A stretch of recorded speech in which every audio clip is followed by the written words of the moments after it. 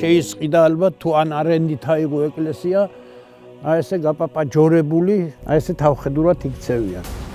ფასიანი პარკინგი, ფასიანი ტუალეტი, გახურებული საცალო ვაჭრობა და კვების ობიექტები. ბოდბის იმპერია ჩაკეტილი გალავნის უკან. ციხესიმაგრეები ეხლა გააკეთეს.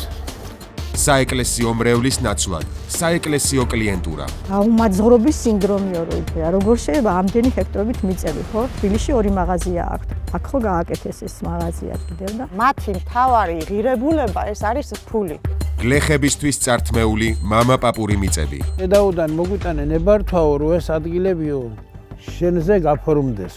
დედაუა უფროსი რეესტრისა თუ თქვენ მეთქი? არ მოგცემს იმის უფლება, რომ აქ ტრაქტორს ემუშავა. მაურია ეს არის წმინდანი მოწუხდება, ეხლა არ წუხდება წმინდანი, ნუ რა ამბავია. გვეშინოდეს ღმერთის თუ ანაფორიანი ადამიანების. მე რამდენჯერ კიდე მანქანა დამაჯახეს, მე მეშინია მაგათ. გაკულაკება ღმერთის სახელით. ამოპელა ხეხილი დამიჭრეს, მაზარალეს, გამაკულაკეს.